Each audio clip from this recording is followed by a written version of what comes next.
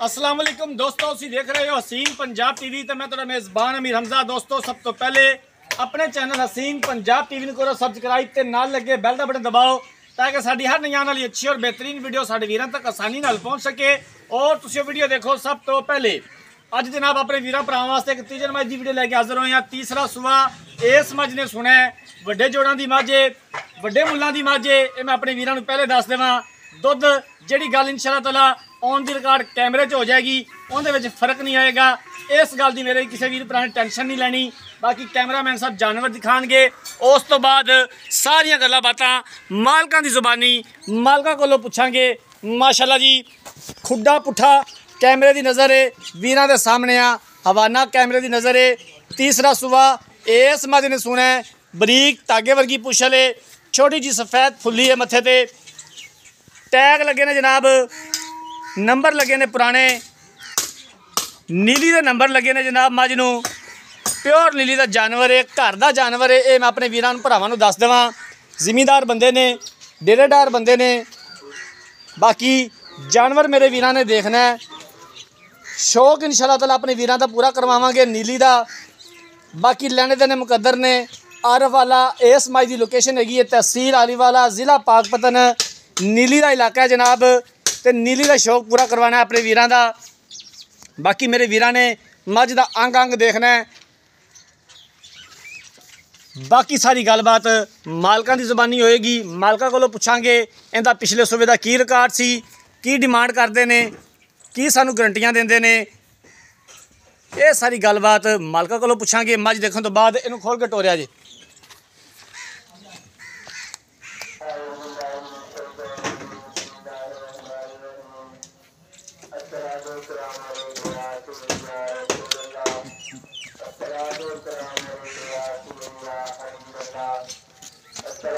खून रत बड़ा जनाब मझ ते माशाअल्लाह, वजन बड़ा है माशाअल्लाह मझ दा। शाहजो डाले जिद्दी मझ हैगी माशाअल्लाह, चौड़ी बड़ी है, पूरे जिस्म उत्ते पशम है।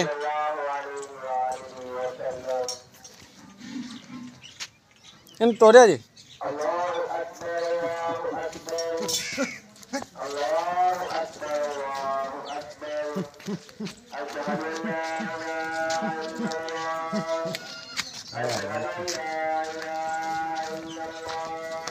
अजान हो लैन तो फिर गलबात करनी।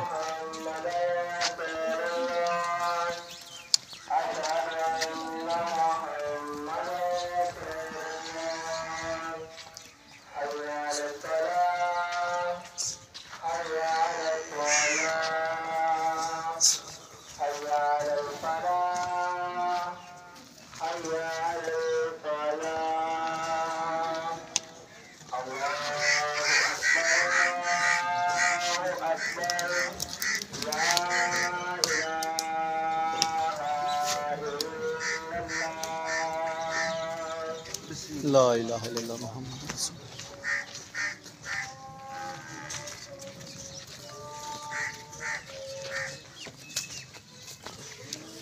अस्सलाम वालेकुम जी। वालेकुम सलाम। बाबा जी की हाल है? अल्लाह दी रहमत, तू आप दे सुना पुत्रा। अल्लाह का शुक्र जी। मझ कैमरे की नज़र है अपनी वीरां दे सामने आ जी जी। इन्हें सुबह किनवा सोना है तो किन्ने दिन लेंदी?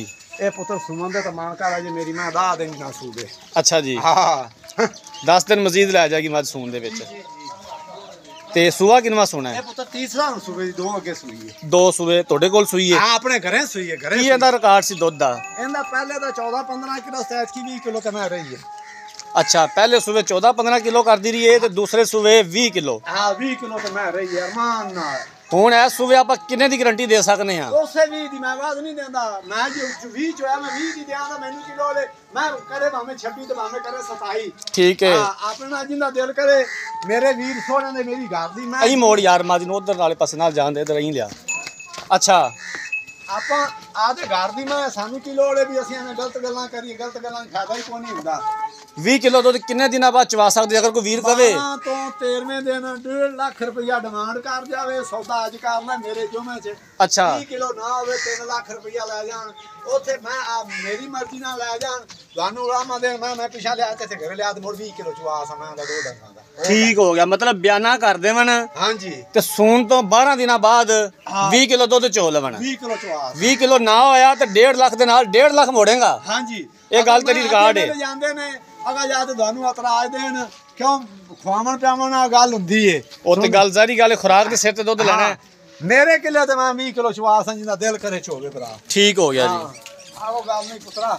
ਇਹਦਾ ਹੁਣ ਕੀ ਮੁੱਲ ਹੈ ਜੀ, ਆਪਾਂ ਕਿੰਨੇ ਦੀ ਵੇਚਣੀ ਹੈ ਪੱਕੀ ਜੀ ਗੱਲ? ਮੈਂ ਤਾਂ ਤੂੰ ਆ ਵੇਖ ਲੈ ਵੀ ਇਹ ਜੀ ਮੈਂ ਬਾਹਰ ਤੋਂ ਲੈਣ ਜਾਈਏ ਤਾਂ ਲੋਕ ਅਸੀਂ ਸੁਣਦੇ ਅਹੀਂ ਮਾੜਾ ਜੀ ਤੋਰ ਕੇ ਅਸੀਂ ਖਰੀਦਦੇ ਨਹੀਂ ਹੈ ਜੀ।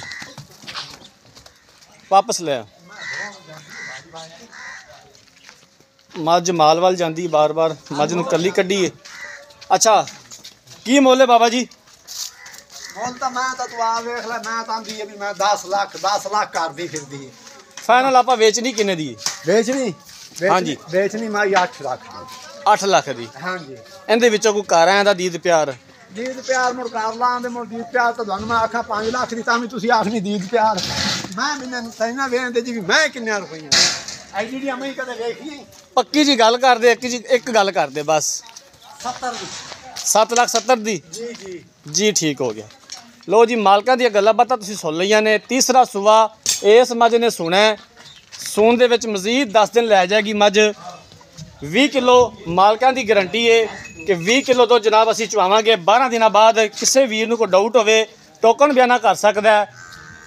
ਬਾਕੀ ਗੱਬਨ ਦੀ, ਥਣਾ ਦੀ, ਪਿੱਛੇ ਦੀ, ਹਵਾਨੇ ਦੀ ਹਰ ਤਰ੍ਹਾਂ ਦੀ ਮੁਕੰਮਲ ਗਾਰੰਟੀ ਹੈ ਸਾਡੀ ਵੀ ਤੇ ਮਾਲਕਾਂ ਦੀ ਵੀ।